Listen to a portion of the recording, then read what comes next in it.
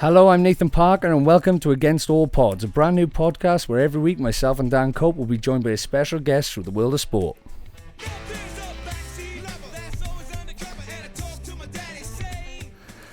Well, for our first ever episode, we are delighted to be joined in the studio by someone who is an human encyclopedia of rugby knowledge, a current broadcaster, commentator and reporter. We are delighted to have in the studio Mr. Phil Steele. How's it going, Phil?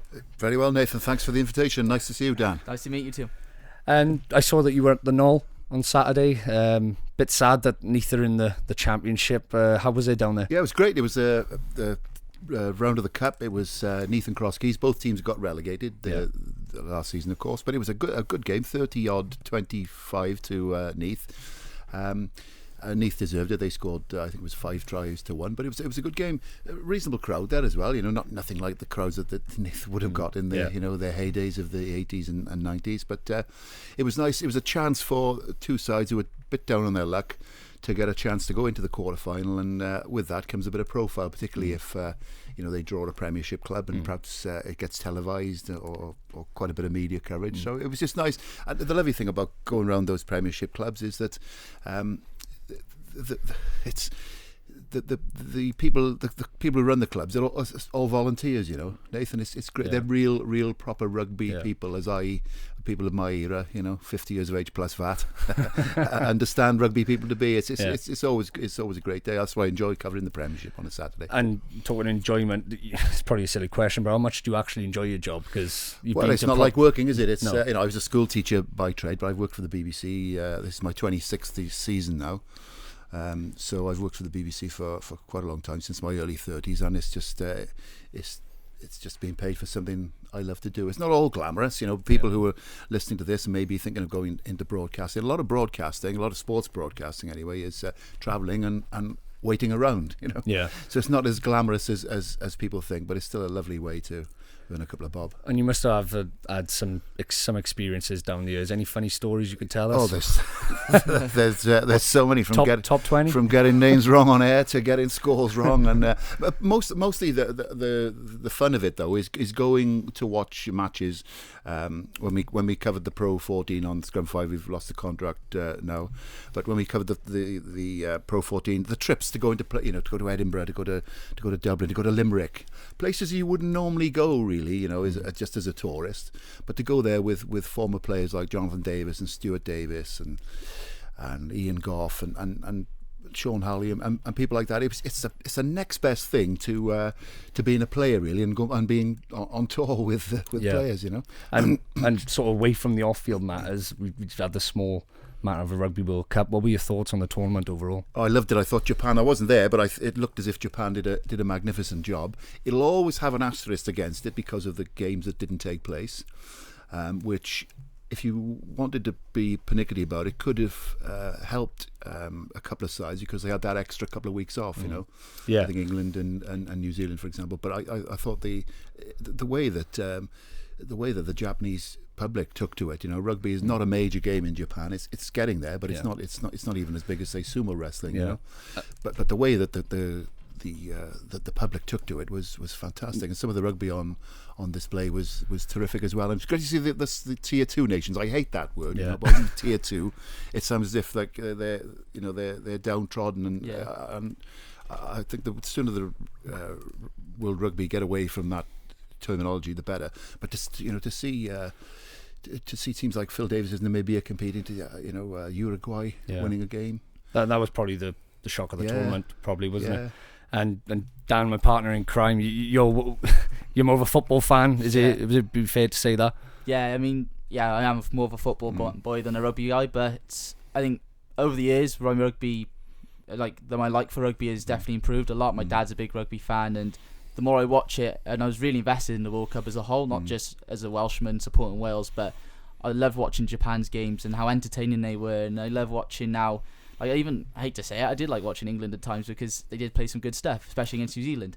So definitely has improved. And recently we spoke about Phil Davis. I spoke to him, interviewed him a couple of weeks ago about his time at the World Cup, managing Namibia, and he was full of praise for how Japan hosted the tournament as a whole. I mean, what do you make of Japan as hosts from what you saw? Well, it was fantastic. I mean, there was one training session that Wales took part in. They had 15,000 people to watch Wales training. Crazy. And they'd all taken the trouble to learn the national anthem.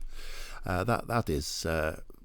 It's phenomenal, interest. It'll never become, as you made the point there, Dan, about football. It'll never become as rugby will never become a global game like football, in my opinion, because one of the reasons is the complex nature of it. It's difficult if you're not into rugby per se from the outset as a youngster. It is difficult to follow the nuances and the technicalities of it. That said, when something as big as a World Cup is on, it is possible for lay people who don't show an interest in rugby the rest of the time, to get sort of involved because, well, for one thing, all our home nations compete in it as entities, But I don't think it'll ever become... The three biggest sporting events in the world are the Olympic Games, the FIFA Football World Cup. Rugby World Cup is third, so it's developing all the time. Was it almost good for the sport that New Zealand didn't win it, in your opinion? I think it is, yeah. That would have been the third on the trot, wasn't it? I don't think they deserved to win it. They were blown away by England. Yeah. The fact that South Africa beat England didn't surprise me. The margin of victory did, but I don't think that England had been tested physically up until the final when they came up to South Africa, and that South African side were huge. They were a typical Springbok side of all. I first remember seeing the Springboks in 1969 when I was a kid, when they toured the UK and Ireland, and all Springbok sides over the years, well, from since when they first started playing rugby, they've always been powerful, physical specimens. Yeah. And I don't think England have been tested in that way. I don't think they've been strangled in that way. And who were you supporting? Well, I was supporting. To be honest, I'm not one of these. Despite what I say in my after dinner speaking routines, I'm not. I'm not just sort of like don't like England per se. I was sort of glad South Africa won, because I hate all the press and the media obsession with England when they do well in any sporting tournament. Yeah. That sort of.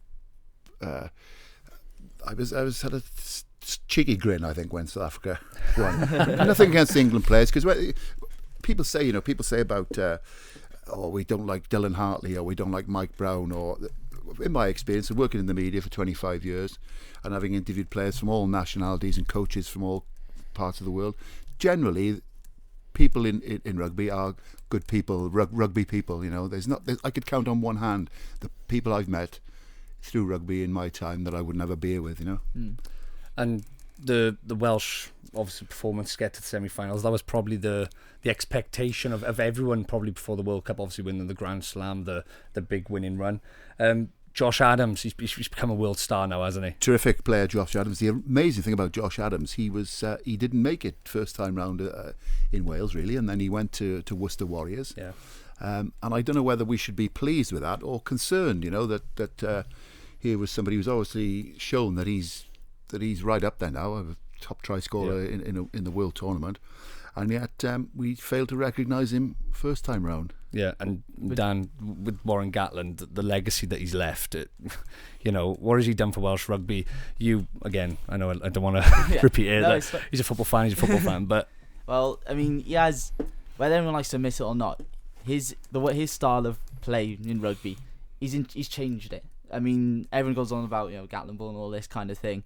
Like, the players he's brought in, he has shown faith in introducing young players, and he relies on the old guard, and that's that mix of experience and youth in his teams that you've seen that throughout the years has been superb. And you see, there are sort of one or two, the Adam Jones fallout, I think, that could have been handled a bit better, especially with a Welsh legend. Yeah. But I mean, there's Wayne Pivot coming in now. He's got a big shoes to fill. I don't think anyone has an expectation that he's gonna be the next Warren Gatland. I don't know who's going in saying, well, he's got to live up to that, because that's huge. That is massive. I mean, when Clive Woodward left England rugby after winning the World Cup with him, someone coming in to replace him straight away and be as good as he was, it's a high expectation. I think people have to be realistic about Wayne Pivot coming into, because Gatland, of the legacy Gatland has left. Yeah. But he's untouchable in terms of how great of a manager he is overall, I think. And Phil, 12 years, 85 wins, 3 Grand Slams. Wales' greatest coach? Wales' greatest coach, without a doubt. You've got to take where where Wales were when he picked up. You had Yeah. Gareth Jenkins, the disaster at the World Cup in 2007, not getting out of the group, losing to Fiji. Gareth Jenkins, fantastic guy, one of the greatest rugby people you'll ever wish to meet, smashing bloke, and a really brilliant coach for the Scarlets. Coached the Lions, of course, in 2005, helped the Lions with Clive Woodward. Probably the Welsh job came a little bit when he was on the downslope as a coach, you know. And he was always the right man to replace any coach. He was always going to be Welsh coach. Always going to be Welsh coaches sometimes. Just came probably a bit late for him. So, but when you think of the legacy that Warren Gatland picked up, and if you look at the first game that we played at Twickenham in 2008, his and Sean Edwards' first game at half-time, Wales were never in it. I think it was 19-6, something like that at half-time. Yeah, wasn't it was They were- absolute. We were never in it, and all of a sudden we turned it around, and that's symbolic, and that was a microcosm of what Warren Gatland became as a coach. Wales under him became extremely difficult to beat. You could never ever put them to bed, and if Wales were in with a chance over those 12 years, if Wales was still in with a chance with 20 minutes to go, you'd never write them off. You know? And I remember Gatland saying, "I want to break some of these players" when he first come in. Has he changed as a coach, do you think, over these 12 years? Because, you know, when we first saw Warren Gatland, he was this Kiwi that's come over, takes no shit or anything like that. And is he sort of mellowed over the years? Well, I've got to know him very well. I actually met him because of the dinner speaking I do. The week after next, I've got 3. He's bringing a book out, and I've got 3 gigs with him in 3 days. You know, I see him a lot, and I probably see a different side of him to what people in the media see. Once you get to know Warren, he's very funny, extremely loyal, massive family man, and likes a beer and a glass of red. So sometimes at the same time, Mixes. So I think he became very wary of the Welsh media, because even in New Zealand, we say that New Zealand is rugby mad, and it is. It's the first sport in New Zealand. But in New Zealand, as Warren says himself, New Zealand, top of North Island to bottom of the South Island, is quite a geographical spread of in terms of miles. In Wales, everything is in this bubble of like the 50 metres from Newport, 50 miles from Newport to Llanelli, and you can't get away from sort of the scrutiny, the goldfish bowl. He tells a lovely story about his first week in Wales, and he went with Roger Lewis, who was the chief exec then, to a pub in the Vale of Glamorgan called the Bush in St Hilary, the village of St Hilary, and Roger Lewis introduced him to one of the locals by the bar. I think this local's name was John, and Warren said, and who are you, John? Nice to meet you. And John said, Mr. Gatland, I'm one of the 3.5 million selectors in Wales. And I think that story that Warren, tells, and he tells it with a smile, is symptomatic of. So I do think he found the scrutiny of the media difficult to begin with, but I think he got used to it. The other thing I would say about him, he's really enjoyed his time in Wales. And he does lots and lots for rugby clubs where he doesn't charge. He'll do lots for charities that he doesn't charge. He'll do coaching sessions. Not a lot of people know about that. And I think that is a mark of the man. So I think he's left his mark on Wales without a doubt. But I think Wales has left his mark on Warren. His legacy: he's the greatest Welsh coach of all time. I have him down as well as the greatest coach of all time. If you look at how decorated he is in the professional game, he's won. What has he won with Wales? 3 Grand Slams and a championship. That's as good as we did in the 70s. He's a double undefeated Lions coach. He's won 3 English premierships with Wasps. He's won a European Cup with Wasps, and a European Challenge Cup with Wasps, and a New Zealand Cup with Waikato. So nobody comes near that. Not Steve Hansen, not Graham Henry, not nobody. And there's been a lot of chat, Dan, about whether he's going to take the Lions job or the New Zealand job now. What are your thoughts on that? It wouldn't surprise me if he went back home. I mean, he's one of us. To me, he's always come across as one of us, one of the Welsh people. You'll forget he's Kiwi. Could go back to New Zealand. A Lions tour, I don't think would be out the realms, but a possibility. But I don't know. I think it'd be a strange one. I can't imagine it. But I mean, there are other people who have been linked with it. whether or not he does, I think it's up in the air at the moment. I don't know. You probably have more of an insight. Yeah, well, than we he's do. certainly what he's doing now. He's going to coach the Barbarians first of all against. That'll be his swan song at the stadium. I hope the stadium's full for that, and he does a full lap of honour because he deserves it.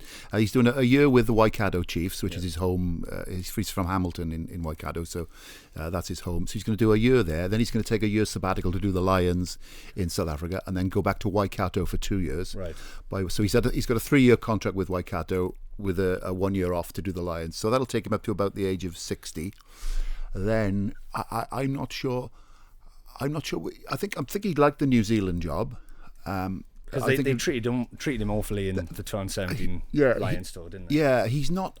From what I understand, he's not loved in New Zealand like he is in. He's almost revered now in Wales, isn't he, as being the greatest we've ever had. I don't think he has that sort of respect in New Zealand, which may rankle with him a bit. But it's something that Graham Henry had to sort of contend with when he went back to New Zealand. Obviously, lost his car parking space at Auckland Blues, didn't he? Right. And for him to go back to New Zealand and change the minds of the crowd there, is something Gatland might have to do. Yeah, it wouldn't surprise me either if he came back to Europe after he'd done the Waikato job. If there was something pressing with him, I know he was quite close, I understand, to taking up a role with France after this World Cup. And when you think of if somebody like Warren Gatland was to go to France, obviously he can't at the moment because they changed the rules, didn't they, that they can't have a foreign head coach. But if they were to change that, if somebody like Warren Gatland, what he could do with, say, the riches of France, I don't think he'd go to England, because I think he's enough of a Welshman now, in inverted commas, to know that I don't think that would sit well with Warren, because he's a very loyal person. But it wouldn't surprise me if he did come back to Europe, took on a big French club, whatever. And the guys up against the Barbars, Wayne Pivac. Wayne, what are your thoughts on Scarlets? Didn't really have a stellar season as they did the year before last season, did they? No, but the year they won the Pro 14, I was out in Dublin there, pitchside for Scrum 5 for the final, where they dismantled Munster, wasn't it? Pivac, very different to Warren. If you first meet Warren and you first meet Pivac, you would say that Warren is a bit more reserved than Wayne. Wayne is a lot more gregarious, very good talker on the game, will talk rugby till the cows come home. Another one who's very social, will have a beer with you.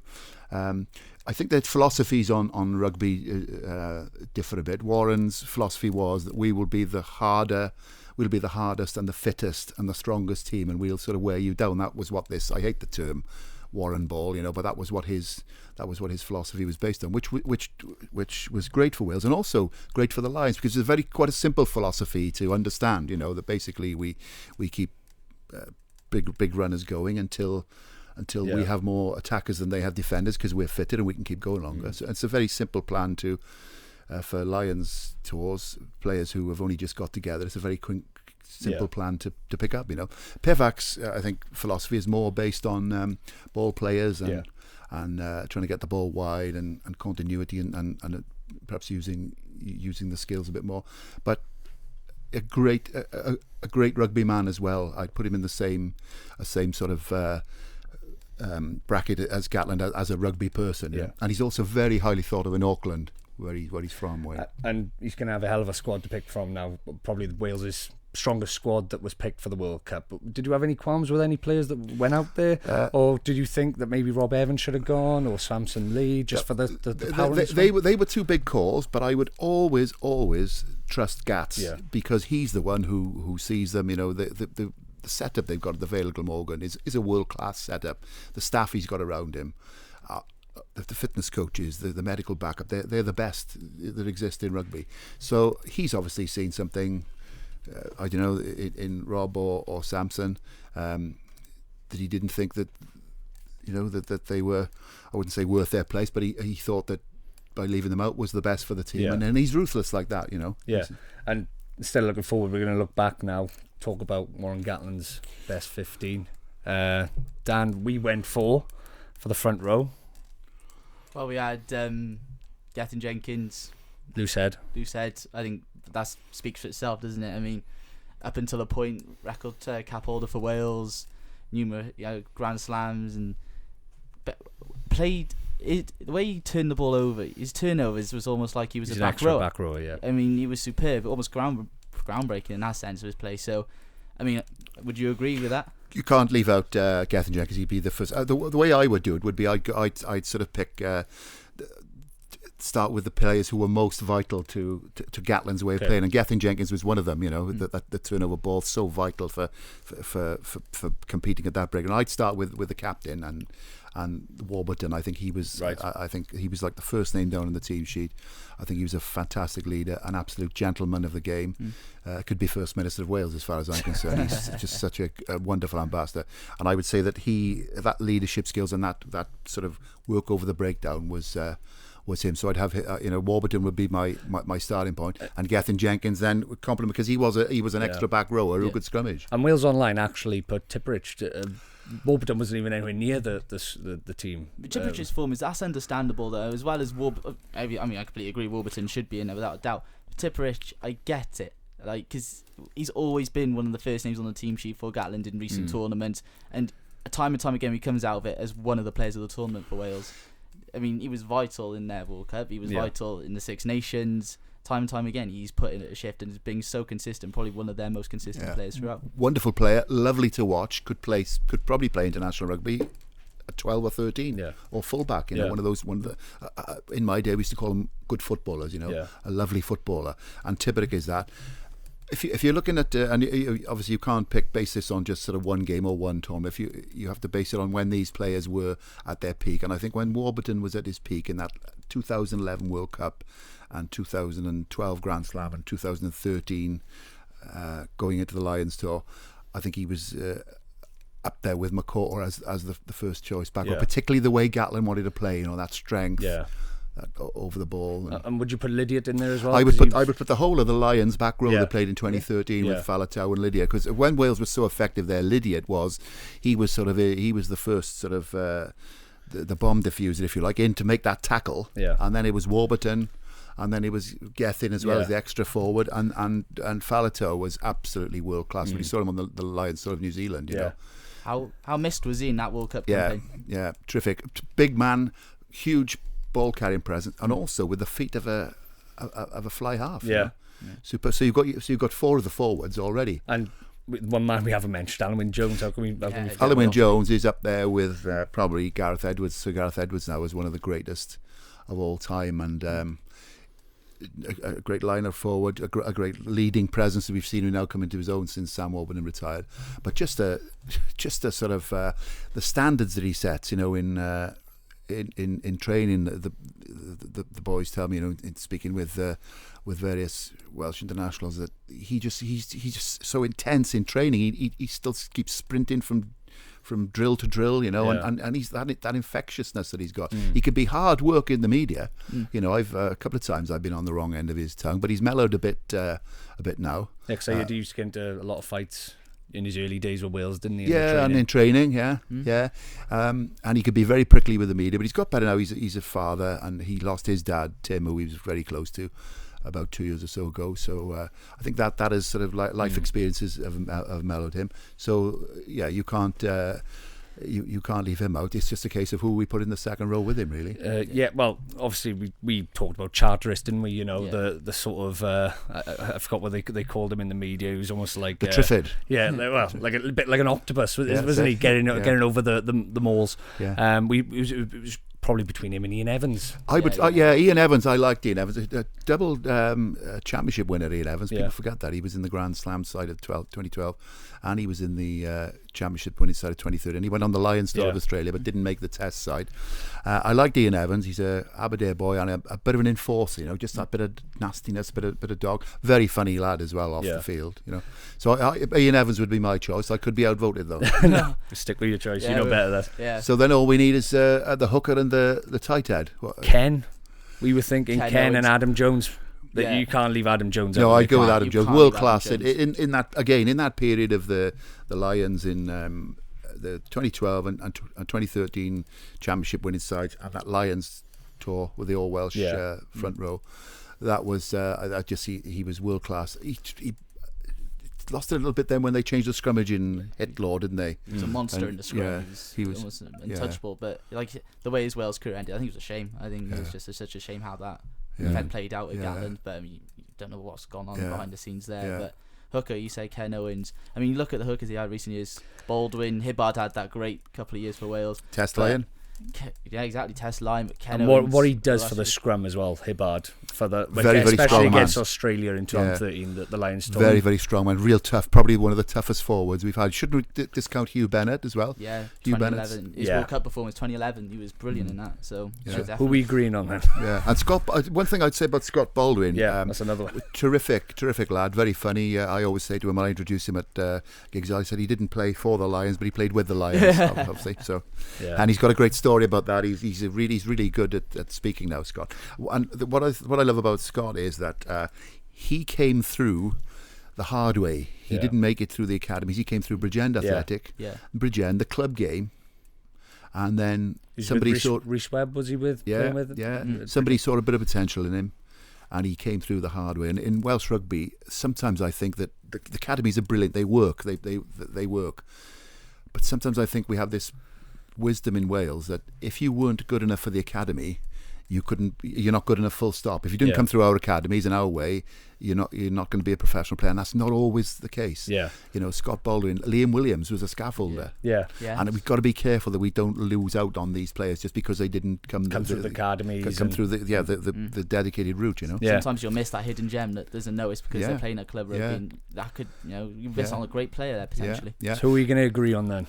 I'll go with Cannonball Ken then. I'll go with the Sheriff as well. Yeah. So we've got a pack, and it's almost probably like the 2012-2013 pack. We've got Gethin Jenkins, Ken Owens, Adam Jones, Alan Wynne captain, or Sam Warburton. I'll go for Warburton captain. You go for First Warburton. name on the sheet every time. I would go for Warburton. And we'll go for Charteris or Ian Evans. I fancy Ian Evans just because of the championship. Charteris, then again, no, I don't know. That's a difficult one. You've told Ian Evans to me at the moment. When I first came into this, I thought Charteris all day long, but you've told Ian Evans to me. So, and I think Alan Wynne Jones and Ian Evans were almost like the Matfield and Border of they were the club Welsh pairing, were they? Ospreys club pairing. Yeah. We'll go with Ian Evans. With Ian Evans, and we've got the back row, the Stella back row. Good, because I wasn't telling him he was left out. If we were going to leave him out, you took a tell him that. I'd have liked to have seen a film of that. Or we put Lou Reed in there or something. Yeah, why not? And we got the back row of Lydiot, Warburton, and Falatau. Probably the hardest, I would probably say, is the halfbacks, because we've gone through so many. We've gone through Phillips, Rhys Webb, Gareth Davis, loads. Dan Bigger, fly half, Gareth Anscombe. What are your thoughts on that? Lloyd Williams, you shouldn't discount either. Again, another Grand Slam winner. I think when he was playing at his peak in 2008, 2009, that Lions tour of South Africa, 2009, Mike Phillips was right up there as the best in the world. Rhys Webb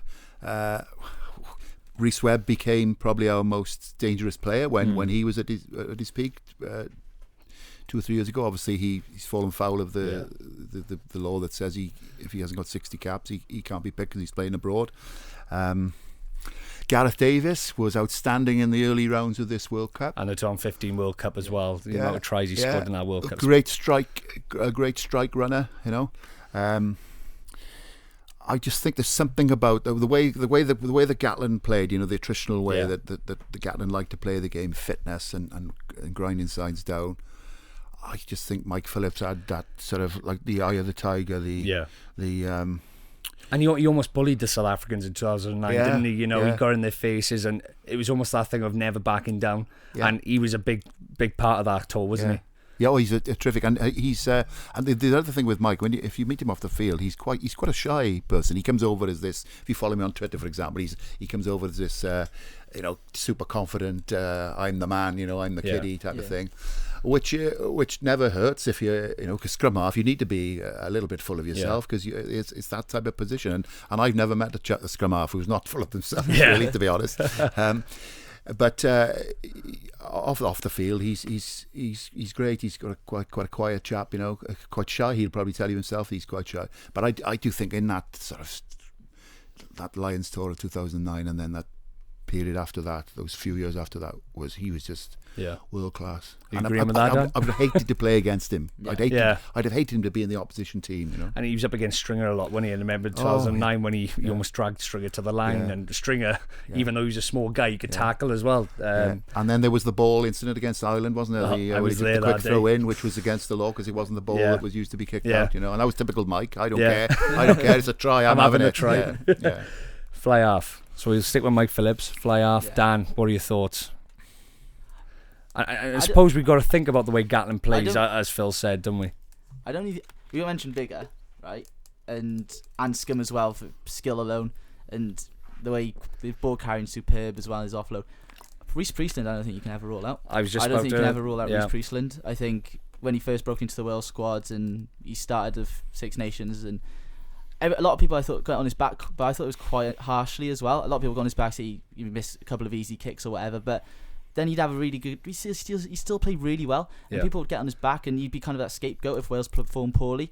And I just thought, I think he's had so many good years for Wales now, and he's still playing well now. Yeah, for he still is, and I think he's just been unfortunate because there are so many other great fly halves at the moment coming in the game. Anscombe, Bigger, so it is hard for him at the moment just to break in. Just off, it's not of any fault of his own, but off just the fact that there's just other quality there as well. So I prefer it's between Priestland and Bigger. For me, I'd go Priestland. I would just for the way Wales played in that 2011 World Cup. Yeah, the 2011 World Cup. That was the one. The week we say, just the yellow card and the everything, the Sam Warburton thing. But that Wales side was good enough to win that. They were playing well enough. They were playing good rugby as well, attractive rugby. And Priestland was so much a part of that, keeping the back row guessing, taking the ball to the line. And I think very he was clever, named player of the passer. Fly half of the tournament that year. He was named, yeah. Having said all that, James Hook, one of the best talents we've had in Wales in the professional era, really silky player. Never fitted in with Warren's plans, though. I felt. I think I always thought Warren never felt that he could trust is not the right, but trust in a sporting sense. Then couldn't perhaps.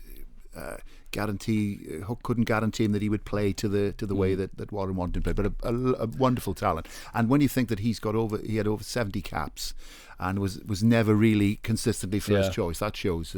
He almost turned into an Austin Healy type player, didn't he? Where you play fly half 12, 13, 15, and he was always good enough to get into the side, but it was just fitting him in there. Fantastic talent. Then, of course, you've got Anscombe, who I was very sad to see him miss the World Cup because he started to bring a bit of a new way of playing. But the jury's out on him in as much as he's not played enough. So I think we're back to Dan Bigger.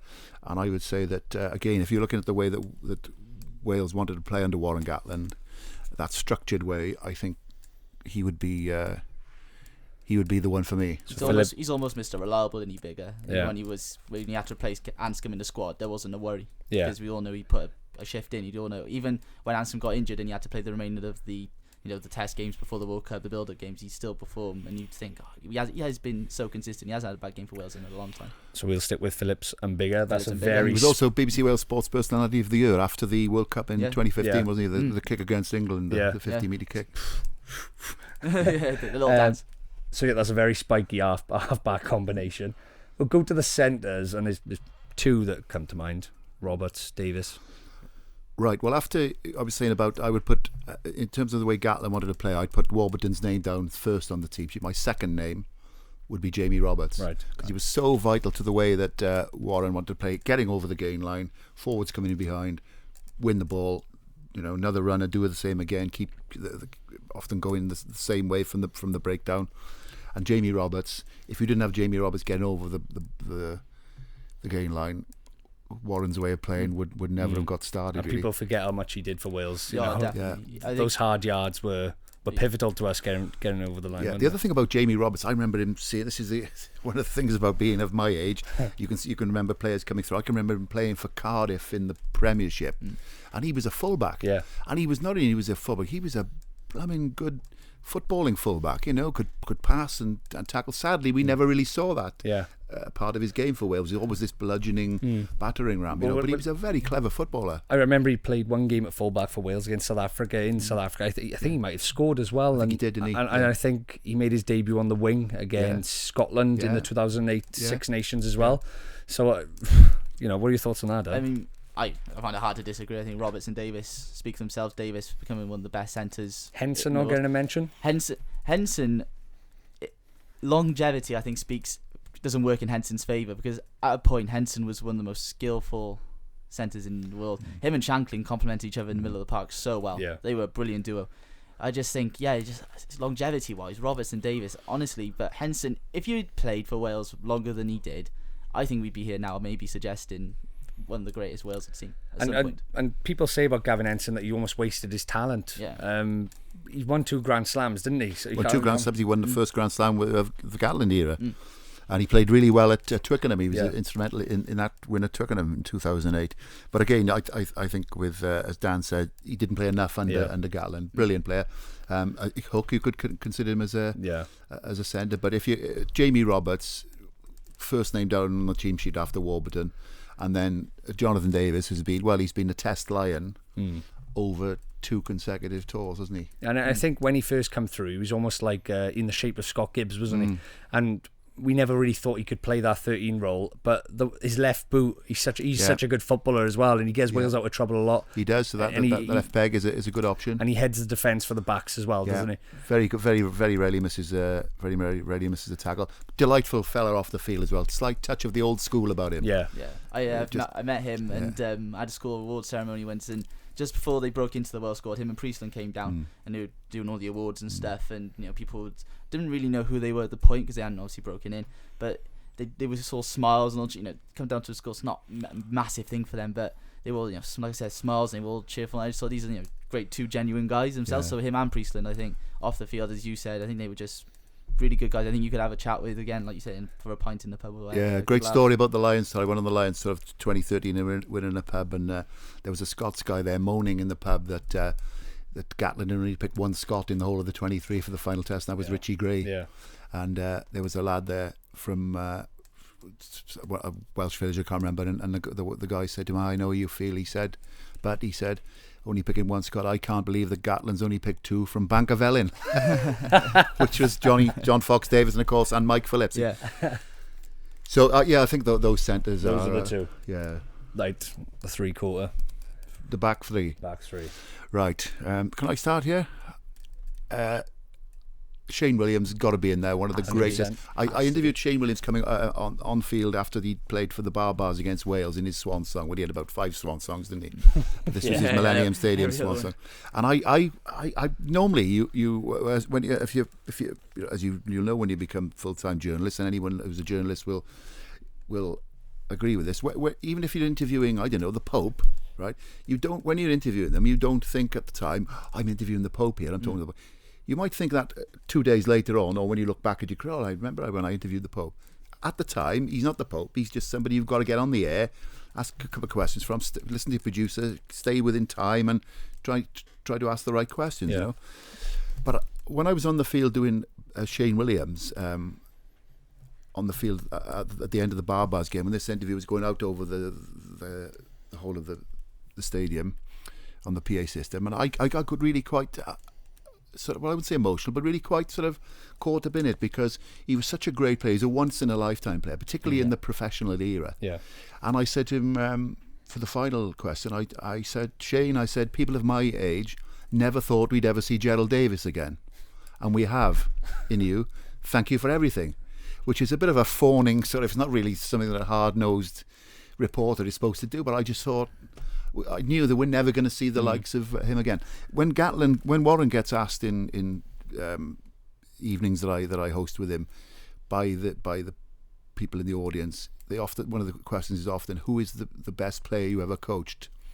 And he says the most intelligent player I've ever coached is Sivi Vatu. Yeah. And he says the best pound for pound rugby player I've ever worked with is Shane Williams. Yeah. So he's got to be in there. And the emotional side as well with Shane. Yeah. I was at the Wales-Australia game when he scored that try. And I've never been in a stadium where there were 75,000 people still there 20 minutes after the kick-off saying thank you to Shane. And it showed how much he meant to Welsh rugby and to the people of Wales, didn't it? But that's great on an emotional level, but also on a practical level. If Wales were needing somebody to get them out of a hole, to spark something, he was the man to do it. He was such a a brilliant talent. Of course, the greatest Welsh try scorer of all time. And on the other wing, Dan?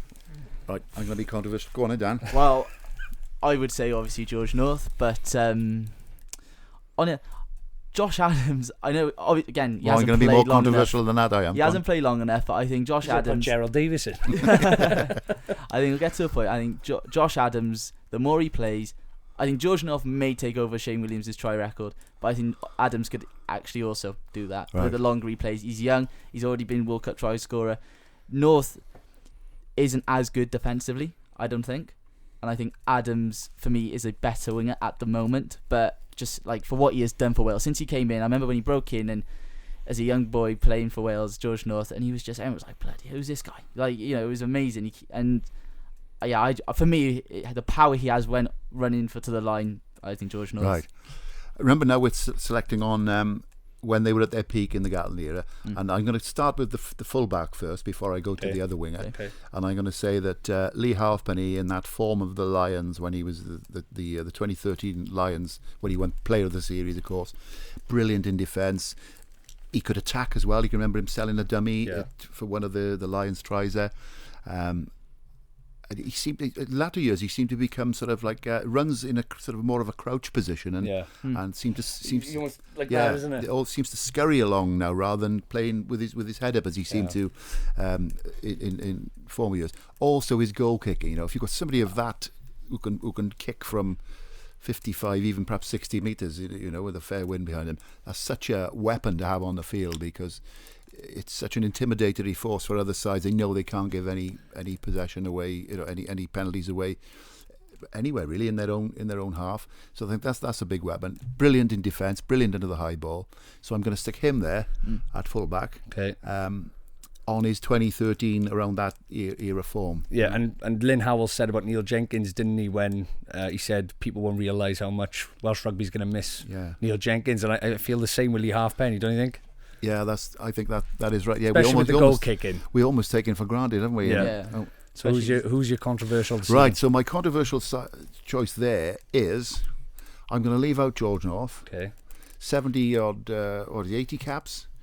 Lots and lots of tries. 37 tries. 37 tries. What's his caps at the moment now? I think he's on about 78. 78, yeah. Nearly 80 caps. A man-child when he first came into the side. I can remember going up to Anglesey and interviewing him for Scrum 5, and his mother making us all breakfast and everything there. And for the first couple of times I used to meet him after matches at interview, and I'd always say, how's your mum? And then he'd say to me back, she's fine. And then next time I'd see him, he says, my mum says hello.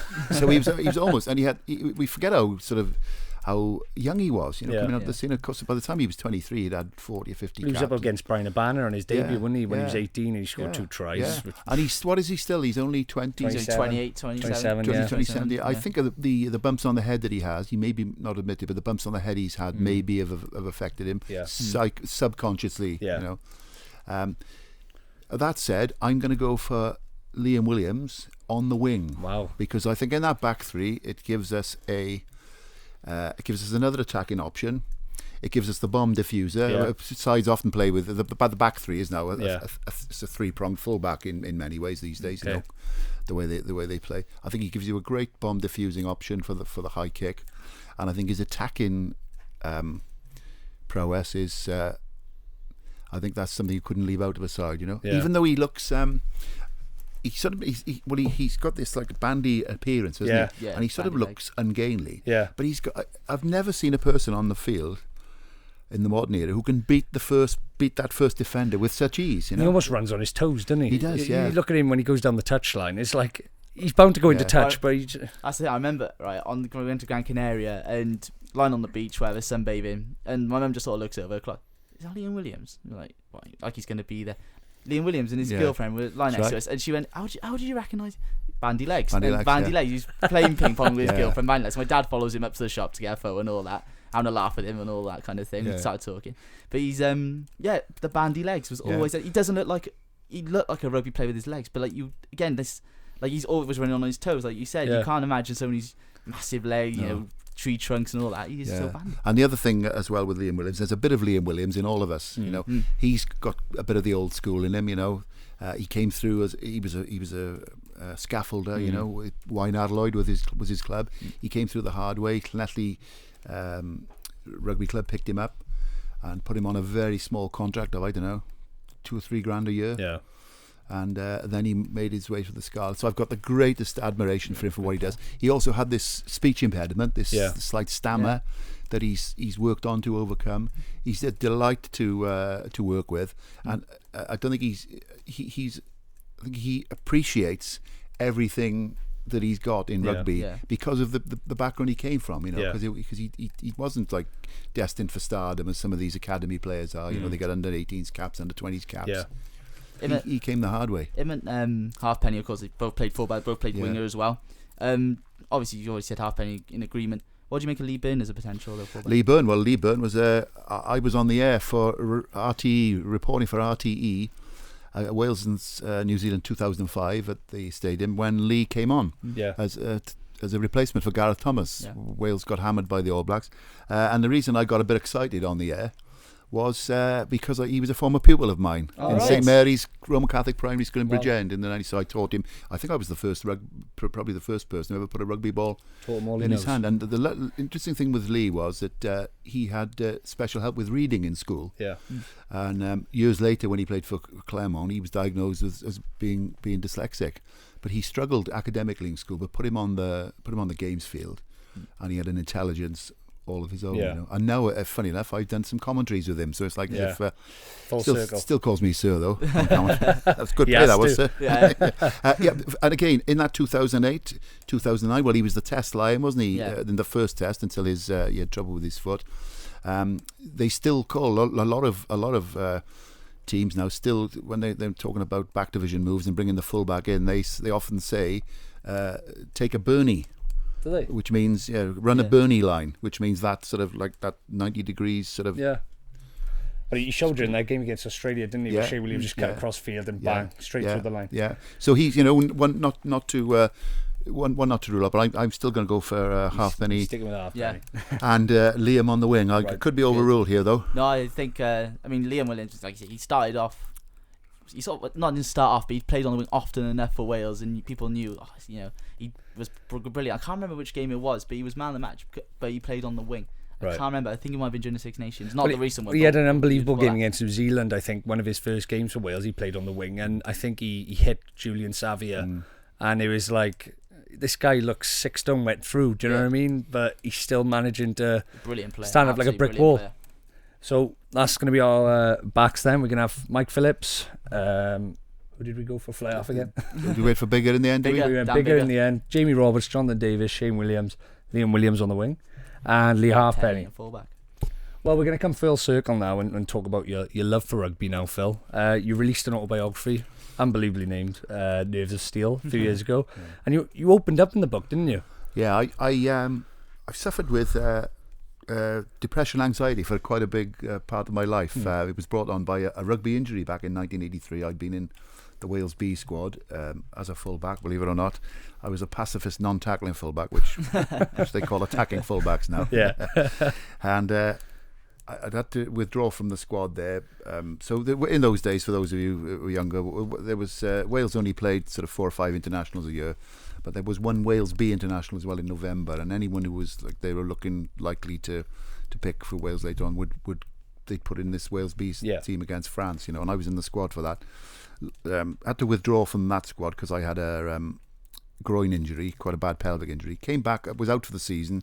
Came back after that, had a knee injury, tore my knee ligaments in the injury time of a match for Newport against Glamorgan Wanderers, who were my old club, and had depression after that, and it was diagnosed as a reactive depression to basically a bereavement. You've lost your rugby career, and of course in those days, this was 1984. You couldn't talk about mental illness. No. I didn't know what it was. First that I was psychotic. I didn't know what it was. Didn't take any medication for it, and it got better. But it left me with terrible anxiety then for many years, and I had another 2 bad bouts of depression until in 1997. I started taking a drug that I still take today called paroxetine, and I still take 10 milligrams of it. Wow. And I've been pretty okay, thankfully, since then. A lot of life experience as well. I lost my mother and father quite young.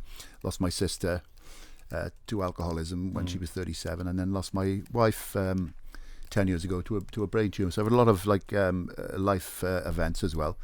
But and somebody heard me on Radio Wales a publisher heard me on Radio Wales talking about depression during Mental Health Awareness Week a few years ago, and got in touch and said, would you like to write a book? And I thought, well, I've never really thought about it, but if it could try and help others, And the thing is with people, whenever I say I've suffered with depression, Nathan, the first thing they always say is, Steele, you of all people. Yeah. Oh, we're on Scrum 5, you're full of it, We see you speaking at dinners for hundreds of people and having us laughing, and you're a character, and you love life, and you love a beer, and I do. Yeah. I love it. That is all true, but they don't know the sort of, and they don't know the sort of the what can be underneath it all. And the bottom line is, if it can happen to me, it can happen to anybody. Exactly. Yeah. Well, I mean, you said rugby. That start of it was that injury you suffered when you were playing rugby back in the 80s. And would you say it's almost come sort of full circle in a way, because now you've become a reporter, your job is talking about something you're so passionate about, travelling the world reporting on rugby. And do you feel, would you agree if rugby's sort of become that, it's not saviour for you, but like that sort of, well, the thing that keeps you going, almost the thing that you love the most, is now helping you more than it, like a full circle kind of thing, is helping you now and everything? Yeah, I understand what you say, Dan. Yeah, that's a very valid point you make. In fact, when Liz, my wife, died 10 years ago, one of the things that helped me through was my daughter Bryony, and also the fact that I have in my diary, she died in the July, and of course, so coming up to this time of year, November, when the clocks go back and it got dark, and you're thinking, oh, is this my life done at 48? I was 48 when she died.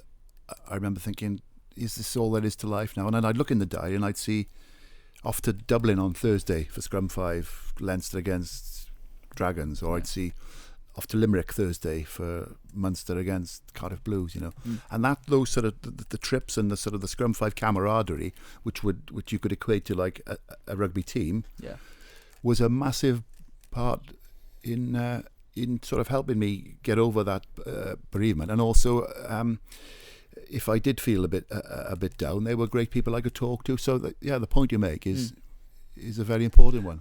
And with the rugby as well, how rewarding is the charity work that you do as well? The charity, I'm an ambassador for the City Hospice in memory of Liz, and then I'm also an ambassador for Wooden Spoon, which is the rugby charity that supports disadvantaged and disabled children.